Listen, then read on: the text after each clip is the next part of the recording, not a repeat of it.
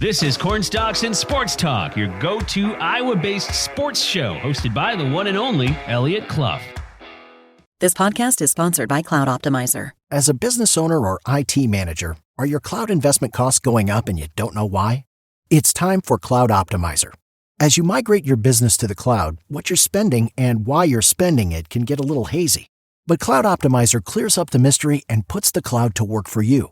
Cloud Optimizer starts by analyzing usage patterns, right-sizing resources, leveraging discounts you may not be aware of, implementing automation, and much more. And by reducing unnecessary expenses and maximizing performance, Cloud Optimizer guarantees you a savings of 5 times what you spend for their service. As you utilize cloud-based services more and more, you don't have to lose sight or control of your spend. You can stay agile, streamline your costs, and optimize your performance, plus save significant money with Cloud Optimizer. Make the cloud work for you with Cloud Optimizer. Get a free assessment and find out how much you can save by going to cloudoptimizer.com. Go to cloudoptimizer.com for your free assessment. That's cloudoptimizer.com. What's up, Cedar Valley, and hello to the Hawkeye State. Welcome to Cornstalks and Sports Talk, your Iowa-based sports show here on AM 950 KOEL. My name is Elliot Clough, at Elliot Clough on Twitter. We've got an absolutely jacked show here on a Saturday morning. We're speaking with former Hawkeye football player and singer-songwriter Dalles Jacobus.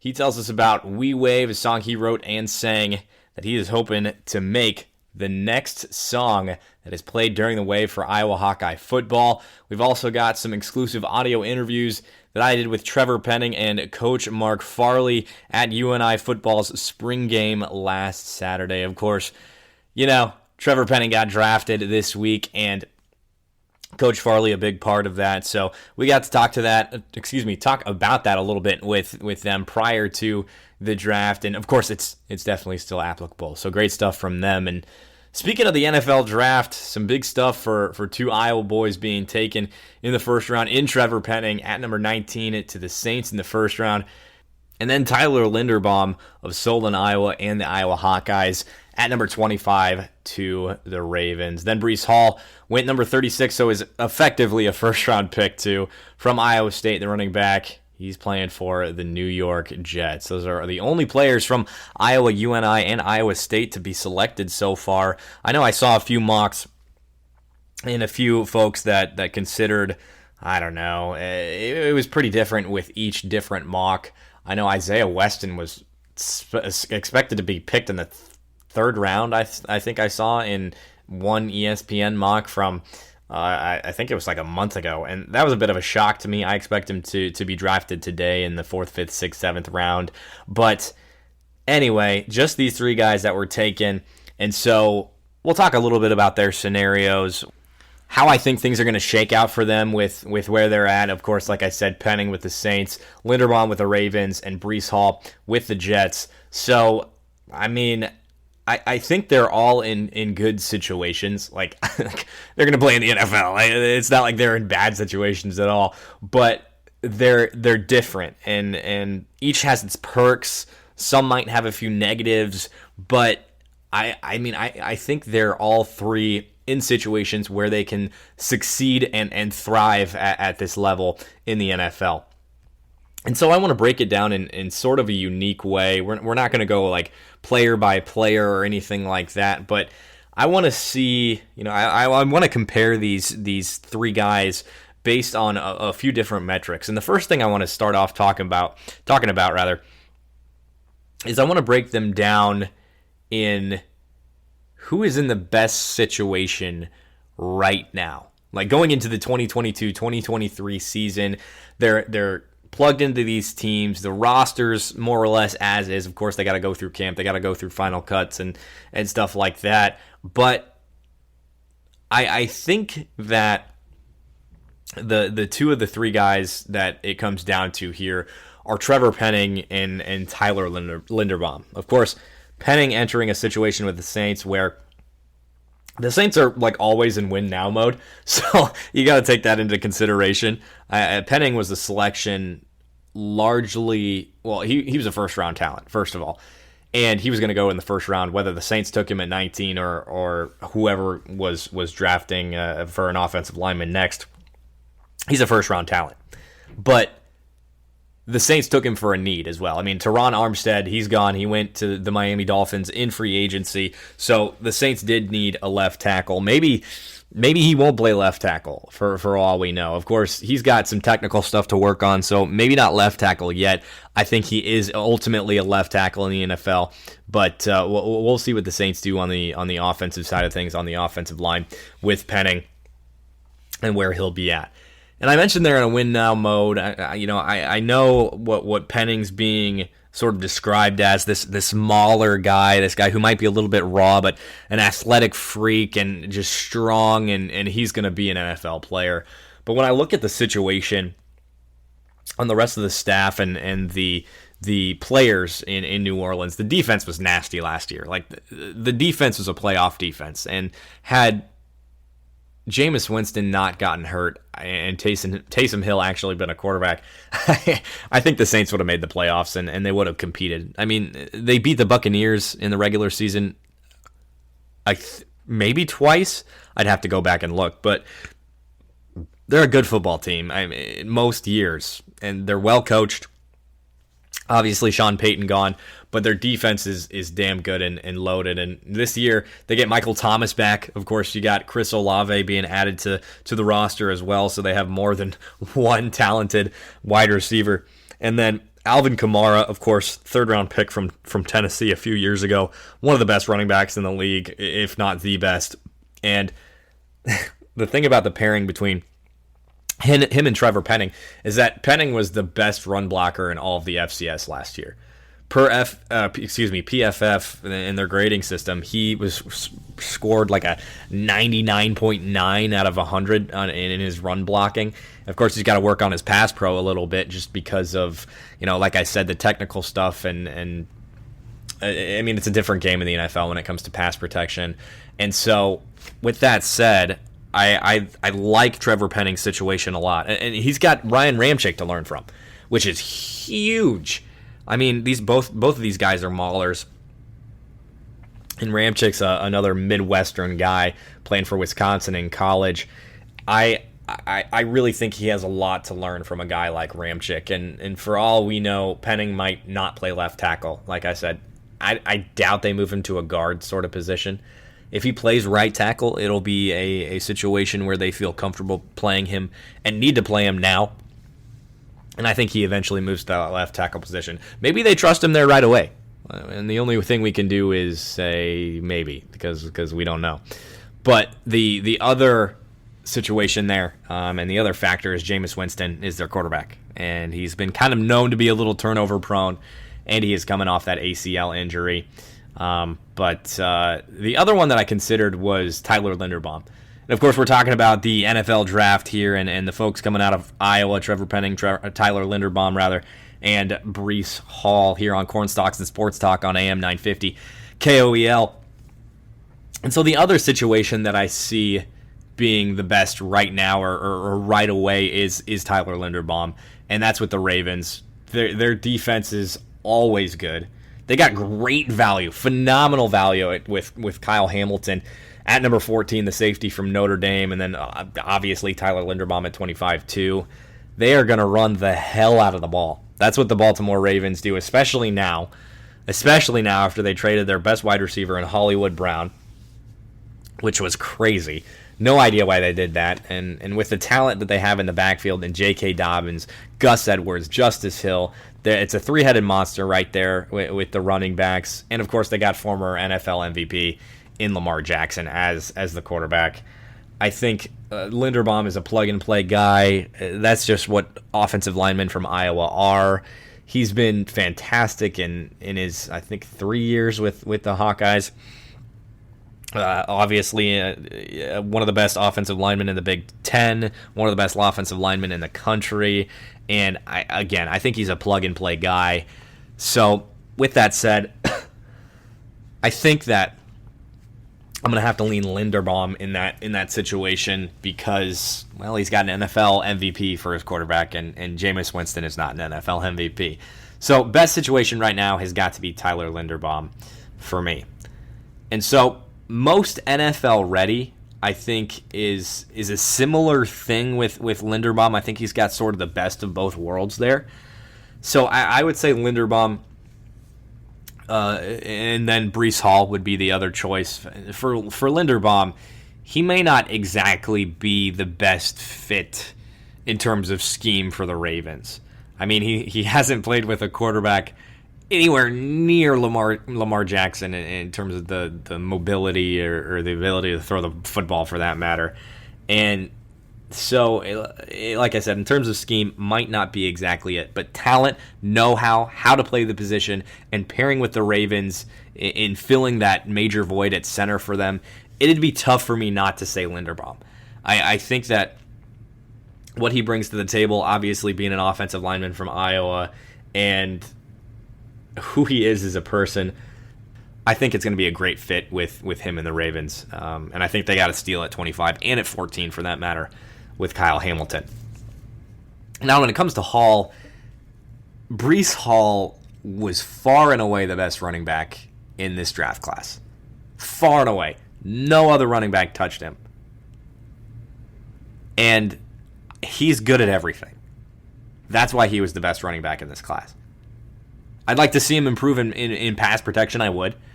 But it just wasn't close. You can catch the ball out of the backfield. He can run the hell out of the ball. And he's just the most complete back that was in this class. And side note, the Jets' rookie class thus far has been absolutely stellar. Sauce Gardner, Garrett Wilson, Jermaine Johnson, Breece Hall, and then Jeremy Ruckert. And when you're a team that has been bad as the Jets have been over the last 15 years, you build through the draft. And that's exactly what the Jets are doing here. I have loved every pick they've made. Jeremy Ruckert's a little different. He is coming from Ohio State, where he was having to fight with Garrett Wilson, Chris Olave, and a few other talented guys just to get touches from that tight end position. But he'll be a great blocker, I think, and as far as I know from the research I've done. But it's between Breece Hall and Linderbaum for me, and I might have to go Linderbaum back to back here, just because of the combination of his play at Iowa and yeah, I mean, it's tough to say somebody's NFL ready when they're getting plugged into a situation with the Jets where they might have had a great NFL draft class and they might really believe in Zach Wilson, they might really believe in their coaching staff, but they're still the Jets. You know, I think Linderbaum is the best of both worlds in terms of being put in a great situation with a winning football team in the Baltimore Ravens, and also being a plug-and-play guy that can step in and make an impact right away. And with all that said, I'm not saying that Trevor Penning is not ready for the NFL. I'm not saying that at all. I think he starts day one for the Saints. Whether at left tackle or not, I'm confident that he's a day one starter in New Orleans because of the pedigree that he has, and obviously, like I mentioned, the technical work is an issue, but he's got a lot to learn, and Penning has shown that he is a hard enough worker to put that together. And so I would probably lean Linderbaum here. Well, I mean, obviously, we'll see when the season comes around, but I think Linderbaum is the best of both worlds from this group of guys from Iowa so far. Of course, we're waiting on guys Isaiah Weston, Dane Belton, Brock Purdy, Charlie Kohler to be drafted, among others, Chase Allen, Mike Rose, and we'll see how it all shakes out. Hopefully Matt Hankins gets selected, and of course there's going to be a bunch of undrafted free agents. I'm sure we'll talk about all of that next week, and follow along with my writing on KOAL.com, and you can follow me on Twitter as well, at Elliot Clough, to see who's drafted, when they're drafted, etc., how I think they're going to fit with their teams. Right now, we're going to head to break, and we'll be right back with Dalles Jacobus, writer of We Wave and former Iowa Hawkeye football defensive lineman. You're listening to Corn Stalks and Sports Talk on AM 950 KOEL.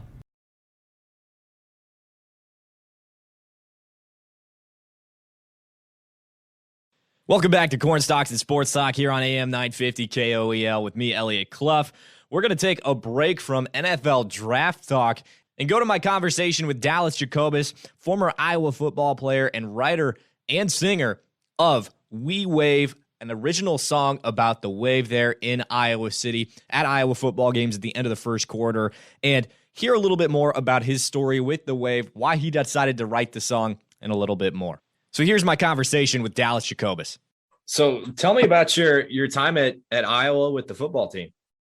Yeah, started in 2016, right after the undefeated season. Came in out of Cedar Rapids, so not a long drive. Just excited to be a part of the team. Got in there. First few years, not really expecting to play, especially as a lineman. There's a lot of development that needs to happen. Was getting to a place where, maybe I would see a little spare time in my third year. And I ended up hurting my back in the summer before that and missed that whole season, unfortunately. But came back, in my fourth year, redshirt junior year. So I'd still had 2 more left, kind of had to learn to play the game again. Was thankful enough to be able to get in on special teams, as that Mike position on the punt team and, just play. And, thankfully my senior year, I was able to get into that sparing part. And, I was just happy to be a part of it. Was it your dream to go when you were growing up to be a Hawkeye, or was that something that just kind of happened? No, I went to my first game when I was 6 months old. So, okay. And I think it's my whole life. So yeah, it's been what I wanted to do my whole life. It was all my brother's dreams at one point. And, thankfully I was able to live it out. Did you have any sort of attachment to like the Children's Hospital or maybe dance marathon or anything like that before you were a football player at Iowa and did the Wave and such? Yeah.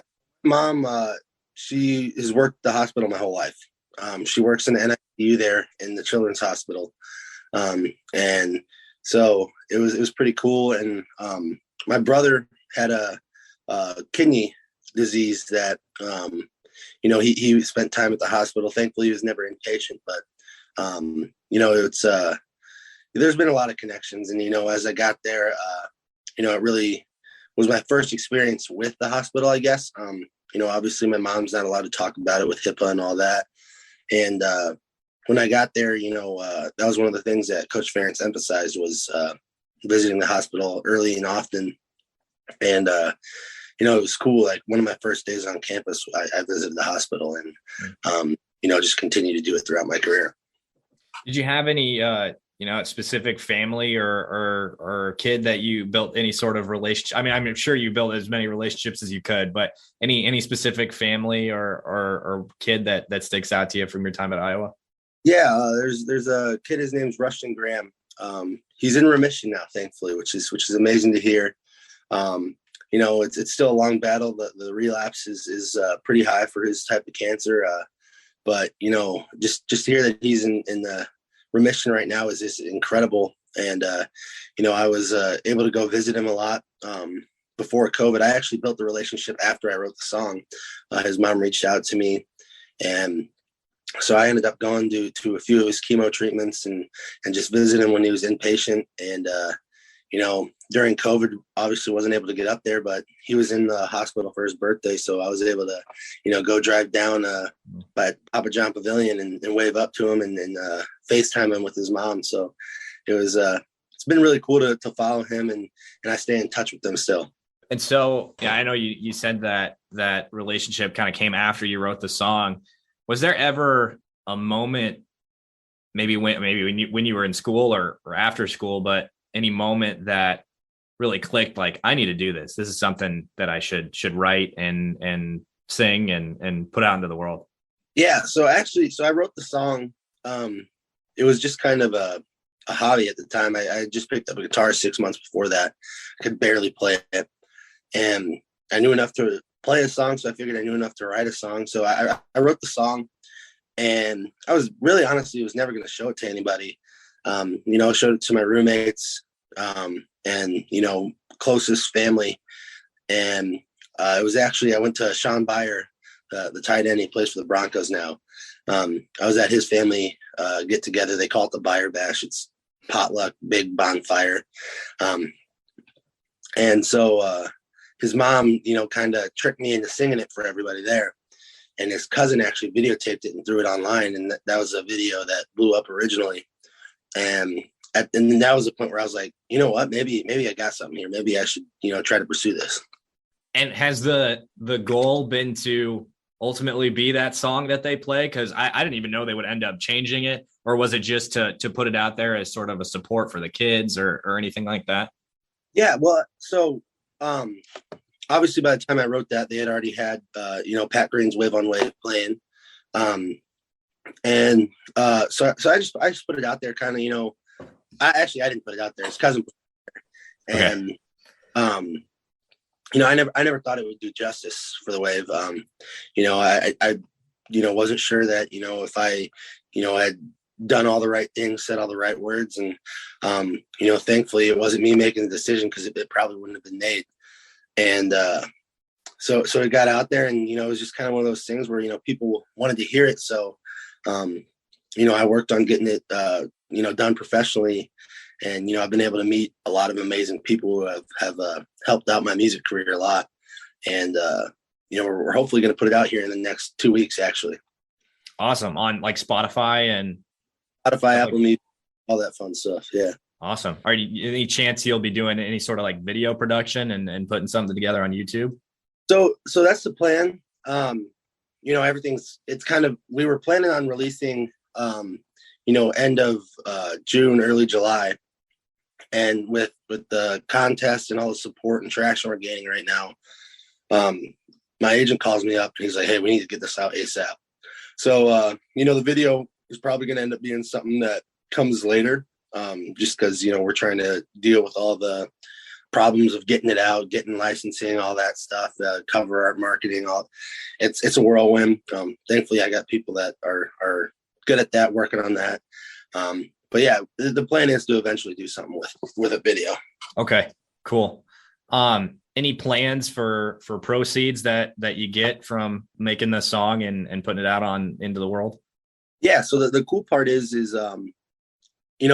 since I signed a record deal, the financials are, I don't get a say in that.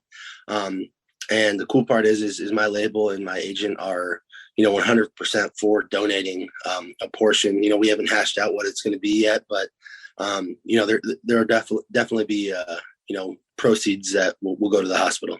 And when did you sign that deal? Signed it probably about a year ago now. Oh wow! Not exact date is, but yeah, it's been a cool experience. It's kind of a startup label. It's called SSK Records. Steven Machado is the owner of it. And if you look him up, I mean, he's been around some, incredible people. He's a lawyer by trade. And he just decided to start up this label and decided that I was somebody he would, take a chance with. And it's been an incredible experience to, work with him and my agent, James Case. So, I've been very fortunate to have them on my side. And did they reach out to you? Yeah, James, my agent, actually found me on Instagram. Oh, cool. And, just started, looking me up, and we had a relationship for about a year before I ended up signing with him.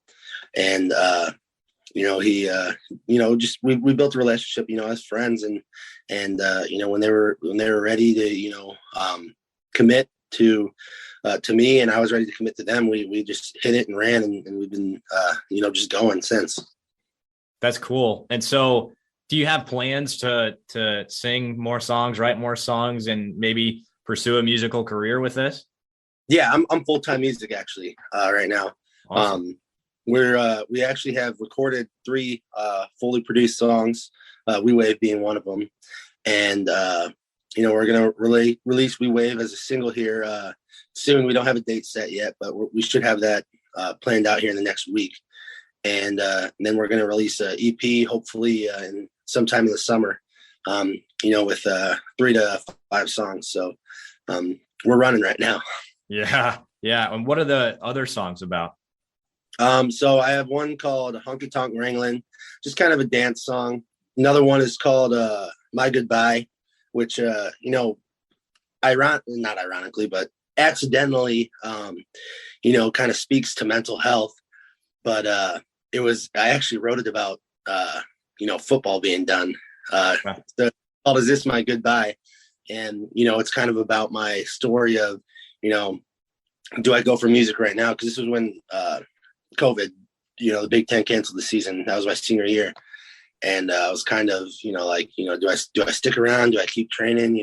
Keep doing this with, the chance of me never playing football ever again? Or do I just, make the jump and switch over to music? But when I played it, people, the way they translated it was mental health, and I'm all for it. I mean, it's a good story, and now that I've reflected on it, it definitely does touch on a lot of subjects with that. So, what's your history with music? Have you been a singer for a little while? I've always sang.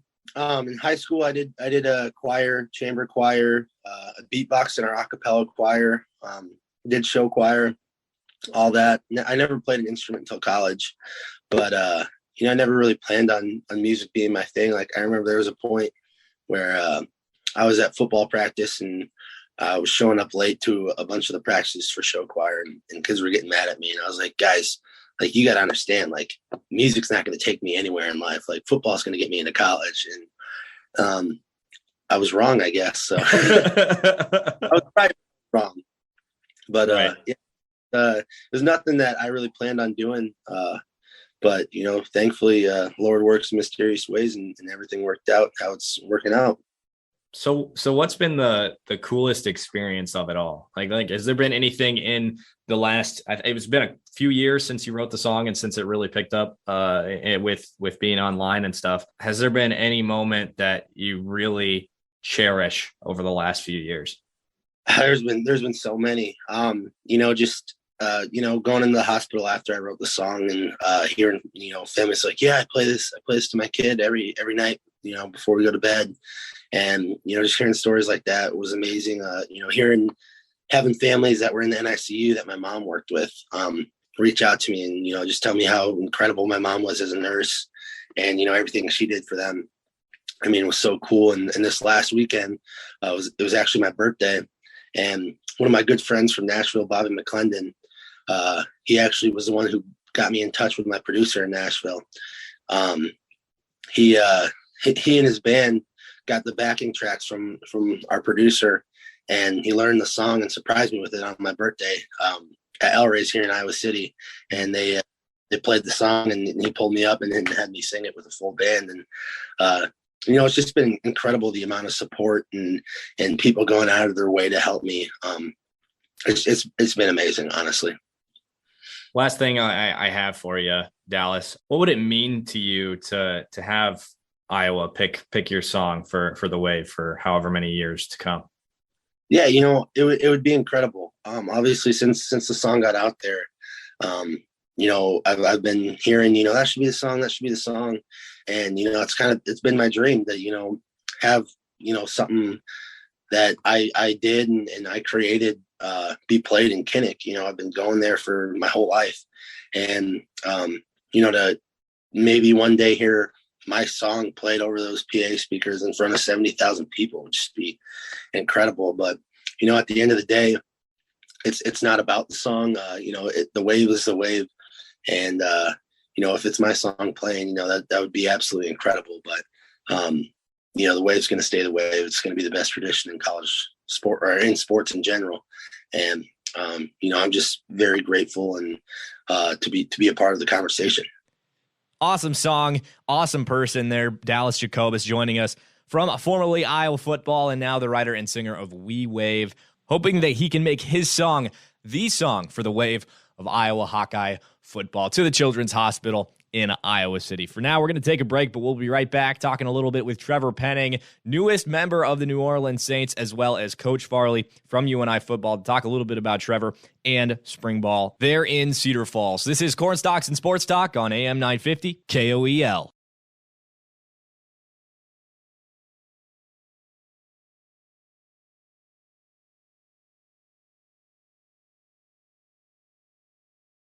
And we're back here on Corn Stalks and Sports Talk.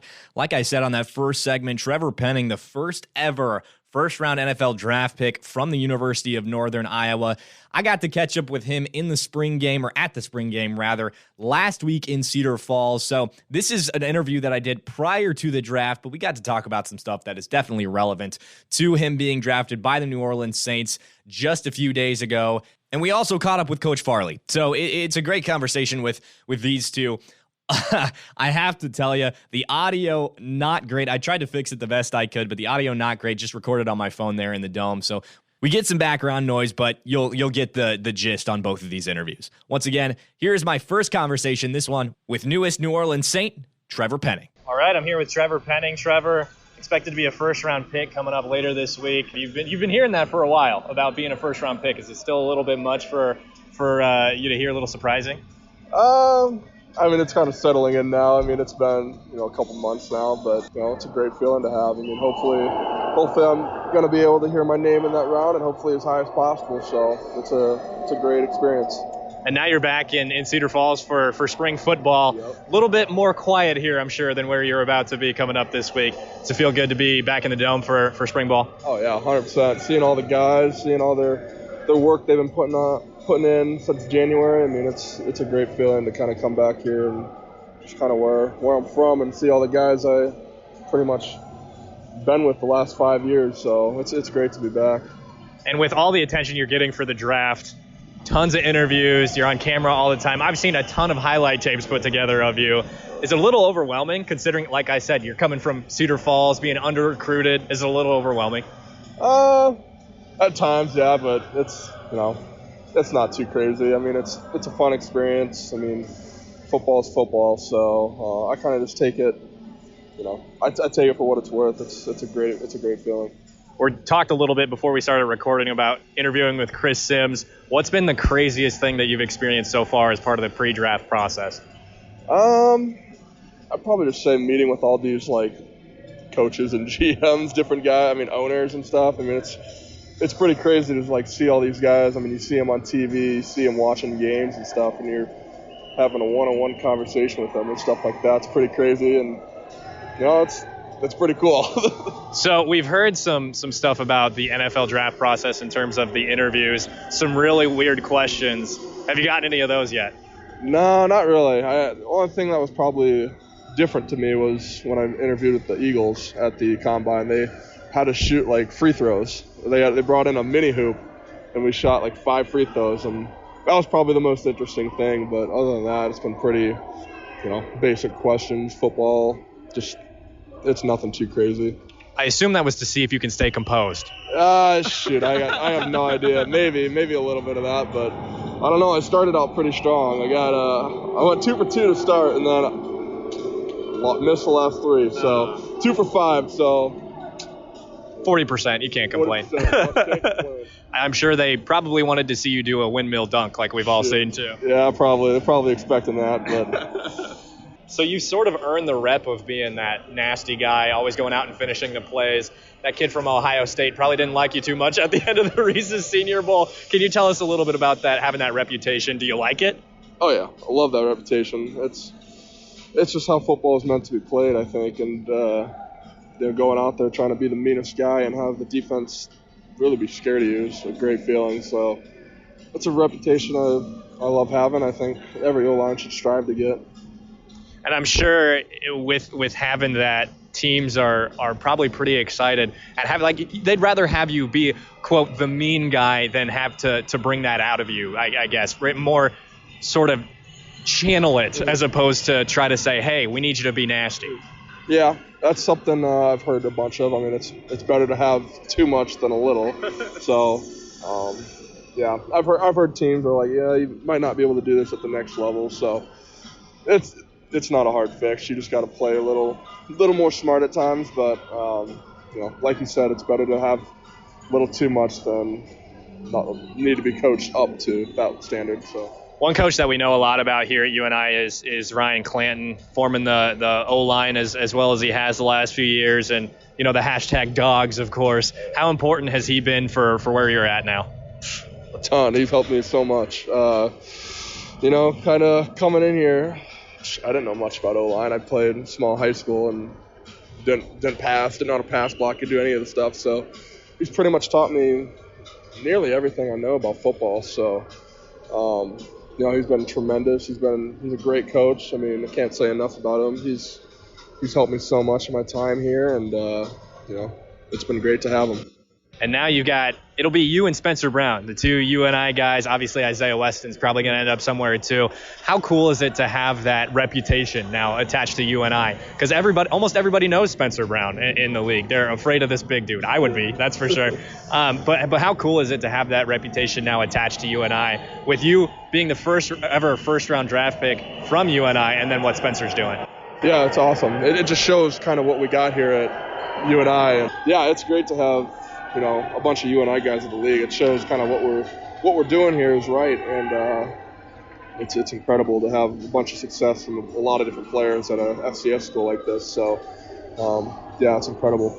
Do you have plans for the draft? Are you going to Las Vegas? You watching from home? No, probably gonna do it somewhere at home. I don't know yet where. So it's less than a week away, if everybody's wondering. Yeah. I gotta still figure that out pretty much. I'm still talking to my mom, my family, my agent. We're trying to figure something out. So probably we'll know here in the next day or two.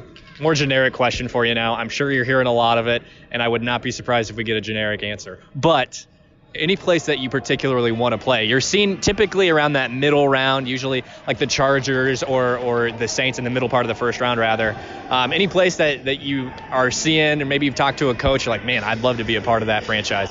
Shoot, I mean, a lot of them. a lot of them I could see. I mean, whoever's willing to take me, I mean, I know it's gonna be a great fit, a great time there, and I'm just ready to go there and help them win.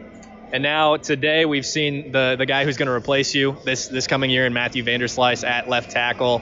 What have you seen from him today? Have you been watching pretty closely? Yeah, I've been watching the whole line. They've been doing a really good job. I mean, Vanderslice he'll be great this year. I think the whole line they've taken a step this spring for sure. I mean, I'm just watching these guys. I was here like 2 weeks back watching them, and they look like they've came a long ways. I mean, our winners here, we put in a lot of work. I mean, we got all this conditioning, skill work, weight room, all that stuff. That's really kind of what's like sets us apart from other schools, I think. So, kind of the improvement I can see that they made from last time I saw them. So, I think all of them are going to have a really good year, and I'm looking forward to watching them.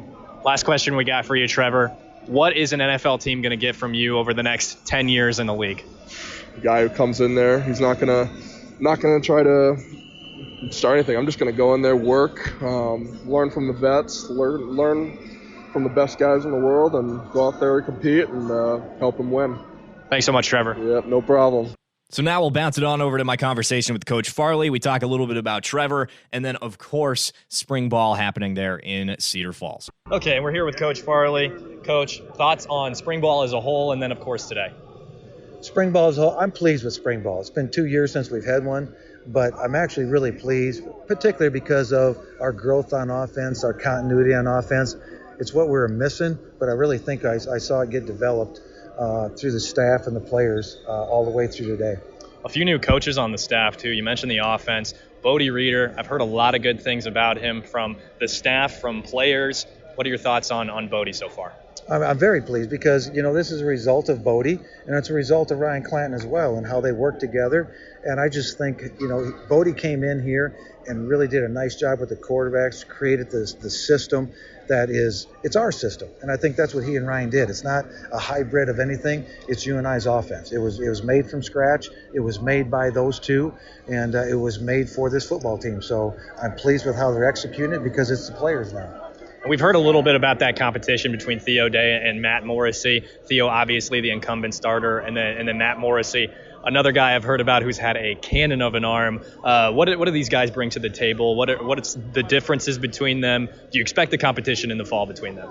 Oh, I want competition in the fall. I think they both want competition against each other. To walk in and say, you're the guy, we could do that today, but I don't know that makes your football team better. I mean, you got to let guys have the summer to go in there and compete and train and get ready. Who wants to compete to be the backup? I mean, they're competing and working out this summer to be the starter, and they should be allowed that opportunity to become the starter. And again, that will push the starter that he's got to do that same work, which in turn should make us a better football team come fall. some of the other guys on the coaching staff. You add new DC Randall McCray after saying goodbye to Jeremiah Johnson, who's been here for a long time. Yep. Then you add former Panthers Benny Sapp and DeAndre Hall. What are you seeing from them during practice? What do you expect from the defense this fall? Well, I expect UNI defense, and I think all our fans expect UNI defense. And I don't care who wears the pads or who calls the plays. It's UNI's defense. There is no question about that. And so they came in, they ran our defense. The new guys have to learn our defense, but that's why I brought back D Hall and that's why I brought back Benny. They know our defense. Same defense Benny ran in 2002. So they know what it is. They know what those two really bring back to us is they know what the standard is. They were the standard. They had to become the standard, and now if they coach the standard. And when you live and bleed it like that, you're going to get great coaching because it's theirs, and they're trying to protect their defense, even though it matters somebody else is running it. A couple big transfers coming into the program this spring, and then, of course, going into the fall as well. What have you seen from those guys, DeVell Washington, Desmond Hudson, Amari, and then, of course, Cordarius Bailey from in-state at Iowa State? Well, that was the big one. I wanted to see some of these guys actually get hit and play today. So offensively, Hudson came around probably quicker than the other ones did. And then DeVell, there was a drop ball today, things like that. There's development there. Defensively, when I look at defensively, it's Cordarius. Where's he going to be at? How can he play? This is the first time he played a full game probably in the last 4 years. So when you look at a transfer, these guys haven't played for 3 years. So you can't say they're just because they come from a BCS, they're the answer.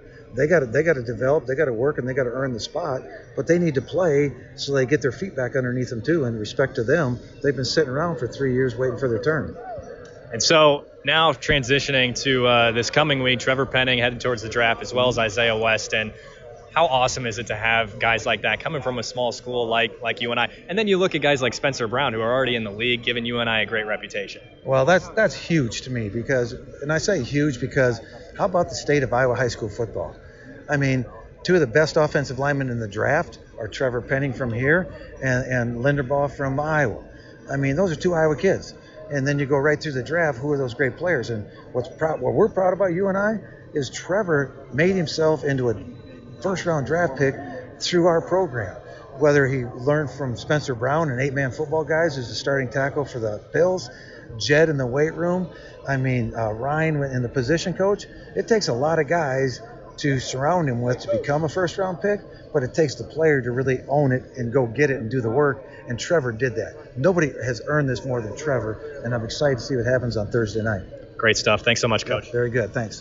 And that's going to do it for this week's episode of Corn Stalks and Sports Talk. Remember, if you missed any part of today's show, you can find us anywhere you listen to podcasts, Apple Podcasts, Spotify, Google Play, wherever that might be. And of course, you can find us on any of the local Town Square media websites and apps. That's KOEL, KCRR, KDAT, KRNA, Q98.5, all of those, you can find us on those apps as well. If you happen to listen on Apple Podcasts or Spotify, make sure you leave that rate and review and subscribe. That really helps us out.